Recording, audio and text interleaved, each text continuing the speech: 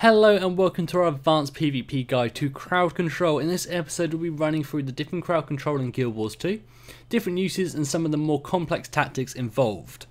Firstly, I want to mention there are some crowd control abilities that come under conditions in Guild Wars 2. These include Fear, Immobilize and to some extent Cripple and Chill. If you're interested in these, please check out our previous episode looking at conditions. I've linked in the description below. Crowd control abilities will all cause an interrupt and stop the target from using any other abilities for the duration of the effect. This means they all have a number of uses, from damage mitigation to interrupting an ability, or stopping finishes and revives or helping to secure your own. When it comes to straight up interrupting, any effect will do, preferably an instant cast ability. When looking to add an effective interrupt to your build, look mainly for ranged skills with quick casts. A good example of this is the Thief skill Headshot. It's a quarter of a second dazed, which while on paper seems very weak, but this skill is brilliant for stopping players mid-channel or messing up a burst rotation.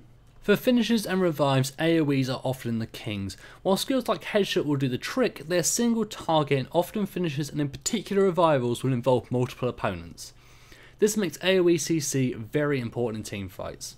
Currently, the Warrior Hammer is one of the best examples of an AoE CC heavy weapon.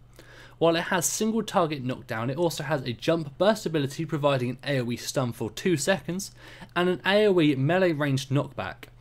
This means it can comfortably stop an enemy team making group revivals or finishes.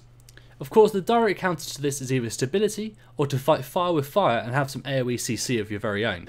Other uses of crowd control include knocking players off nodes to allow your team to flip it or maintain the control, knocking players off ledges to create added space and extra damage, a tactic which is especially useful on Kylo, and also just controlling the flow of a fight.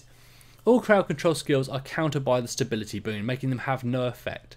They can also be countered with utility skills including Stunbreaker, which will instantly get the player back up in fighting. Now I'll run through each of the crowd control abilities individually and their uses. Knockbacks. This will cause the targets to be pushed backwards to force them off a node or perhaps off a ledge. Do keep in mind however that it's not possible to push pets off ledges with this currently. Players tend to recover from knockbacks quickly, but pushing the enemy at range can be really effective, especially against melee opponents. Very similar to knockback is launch or blowout. This will cause the player to also be pushed back, but it throws them up in the air. Very few skills in the game include this effect, but it does differ slightly from knockback. Pull is the opposite, it will pull the enemy towards you. Great against range opponents, it can also be used to great effect to pull players off walls, such as the area behind the keep or Niflhel.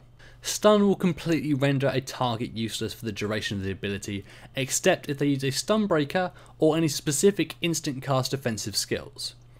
Daze is the final above ground control effect. It works predominantly as an interrupt and damage mitigation. It will cause all the target skills to enter a short cooldown.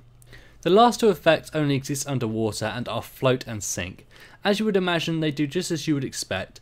I'm not going to go into detail on these skills as PvP underwater is limited to a single map and it's unlikely to ever make it into the tournament rotation, but they're pretty simple to understand.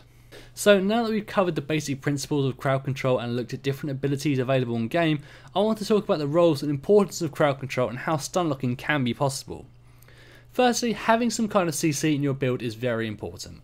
Even if it's just one ability, the uses and application of it are very wide.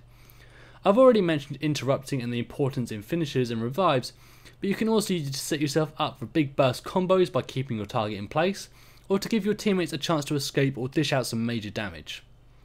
Stun locking is possible in Guild Wars 2, but it's not as simple. A good build for this is the Captain Hammer Warrior build. I've linked this in the description below. This build allows chains of skills to keep an enemy from attacking and in place. This kind of build can be very effective when coupled with glass cannons. It's capable of holding a player down and allowing the glass cannon to safely pick off the kill.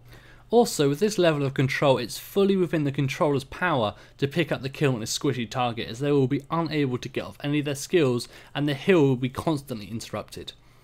This utility and defense, coupled with the finishing and revive tactics we talked about before, make for an important addition to any team. I'm going to conclude this episode here. I hope you've all enjoyed it. Don't forget to subscribe and leave some feedback in the comments below, and don't forget to check out our shows next week. Thank you all very much.